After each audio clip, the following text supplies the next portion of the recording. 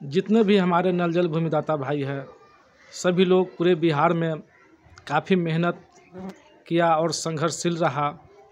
हमारे प्रखंड अध्यक्ष, जिला अध्यक्ष और प्रदेश अध्यक्ष भाइयों ने काफ़ी मेहनत किया और आज मेहनत रंग लाया। बिहार सरकार ने भूमिदाता के पक्ष में लेटर जारी कर दिया 13/1/2023 कल के ही दिन में।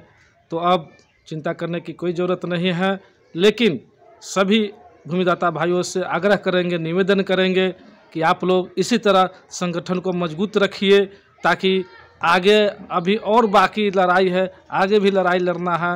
इसलिए से संगठन बरकरार रहना चाहिए, संगठन और मजबूती संगठन में होना चाहिए। संगठन को मजबूत रखिए ताकि लड़ाई अभी बाकी है।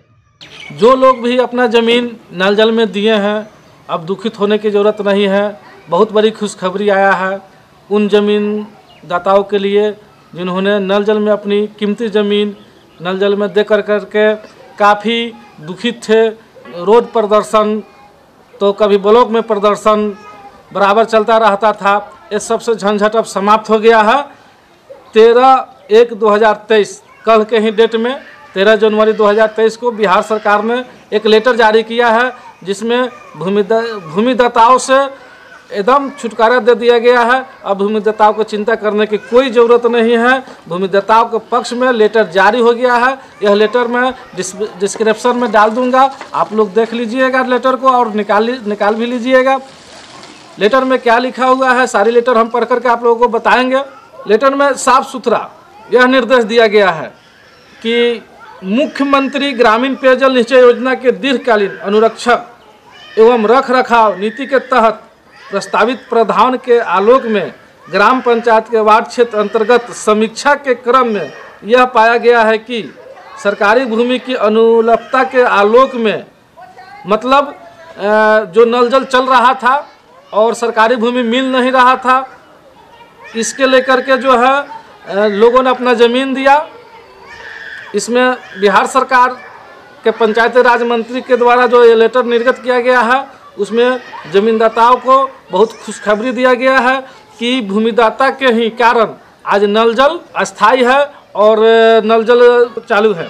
तो सरकारी भूमि की अनुपलब्धता के आलोक में कतिपय रैयतों द्वारा पेयजल आपूर्ति योजना के लिए उनके द्वारा दान में दी गई जमीन पर संबंधित वार्ड का टंकी एवं बोरिंग स्थापित किया गया है। पेयजलापूर्ति योजना के सतत संचालन में उक्त भूमिदाताओं की महत्वपूर्ण भूमिका रही है। सरकार ने कह रहा है कि जिन्होंने अपना ज़मीन पेयजल में दिया है, महत्वपूर्ण भूमिका रही है। विभागीय संकल्प संख्या 2935 दिनांक 22/6/2021 की कंडिका 10 में यह प्रावधान वर्णित है कि मुख्यमंत्री ग्रामीण पेयजल निश्चय योजना के सतत संचालन एवं उचित प्रबंधन हेतु पंचायती राज विभाग समय समय पर अग्रतर दिशा निर्देश जारी कर सकेंगे। मतलब यह जो लेटर निकला हुआ था 29/35 22/6/2021 के, उसमें कंडिका 10 में यह पावर दिया गया था पंचायती विभाग को कि समय समय पर जो है अपना नियम जो है चेंज किया जा सकता है और अपना दिशा निर्देश दिया जा सकता है। उसी कंडिका 10 के प्रावधान के तहत जो है यह नया दिशा निर्देश जारी किया गया है कि जमीनदाता को ही अनुरक्षक रखा जाएगा। उपरोक्त अनुक्रम की निरंतरता में यह आवश्यक है कि मुख्यमंत्री ग्रामीण पेयजल निश्चय योजना के दीर्घकालीन अनुरक्षण नीति के तहत पेयजलापूर्ति योजना में भूमिदाता रैयतों के लिए अनुरक्षण की व्यवस्था में सहभागीदारी स्थापित की जाए। मतलब जो भी भूमि दिया है, अपना ज़मीन दिया है, उसको अनुरक्षण की व्यवस्था में सहभागीदारी स्थापित की जाए। उपयुक्त के आलोक में निम्नवत व्यवस्था पुनः स्थापित की जाती है। एक में कई दिशा निर्देश है, 4-5 दिशा निर्देश है, जिसमें पहला में लिखा गया है यदि किसी रैयत द्वारा संबंधित वार्ड क्षेत्र अंतर्गत भूमि राज्यपाल के नाम से निबंधित कर दान में दी गई हो तो उक्त भूमिदाता रैयत अथवा उनके परिवार के किसी सदस्य को पहली प्राथमिकता के आधार पर अनुरक्षक के रूप में चयन किया जाएगा। साफ सुथरा यहाँ लिख दिया गया है कि जो लोग अपना ज़मीन दिया है उनको पहली प्राथमिकता के आधार पर अनुरक्षक के रूप में चयन किया जाएगा। यदि संबंधित रैयत द्वारा दान में दी गई भूमि राज्यपाल के नाम से संबंधित नहीं की गई हो तो उनके द्वारा दान में दी गई जमीन को राज्यपाल के नाम से निबंधित किए जाने के उपरांत ही उक्त रैयत या उनके द्वारा नामित किए गए उनके परिवार के किसी सदस्य को अनुरक्षक के रूप में चयनित किया जा सकेगा। जिन्होंने अपना ज़मीन दिया है वो खुद अनुरक्षक रहेंगे और नहीं तो वो अपने परिवार को किसी को रख सकेंगे। यह दिशा निर्देश इसमें है। दूसरा है, यदि रैयत द्वारा नामित उनके परिवार का कोई सदस्य अनुरक्षक के रूप में कार्य करने से इनकार करता है तो द्वितीय प्राथमिकता के रूप में संबंधित वार्ड सदस्य अनुरक्षक कार्य कर सकेंगे। मतलब जो जमीनदाता जो जमीन दिया है अगर अनुरक्षक नहीं बनना चाहता है तो दूसरा प्रावधान है, दूसरा प्राथमिकता है कि वार्ड सदस्य रहेंगे। तीसरा में लिखा गया है, यदि वार्ड सदस्य द्वारा अनुरक्षक के रूप में कार्य करने की अनिच्छा व्यक्त की जाती है, अगर वार्ड भी चाहता है कि हम अनिच्छा जताता है कि हम इस काम को नहीं करेंगे तो वार्ड सभा के अनुमोदन से वार्ड सचिव को अनुरक्षक बनाया जा सकेगा। वार्ड सभा लगा करके जो है वार्ड सचिव को अनुरक्षक बनाया जा सकेगा अगर वार्ड नहीं चाहेगा तो।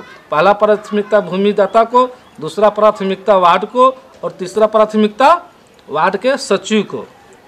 चौथा, यदि वार्ड सचिव द्वारा भी अनुरक्षक के रूप में कार्य करने की अनिच्छा व्यक्त की जाती है तो उक्त वार्ड क्षेत्र अंतर्गत किसी अन्य व्यक्ति को वार्ड सभा के अनुमोदन से अनुरक्षक बनाया जा सकेगा।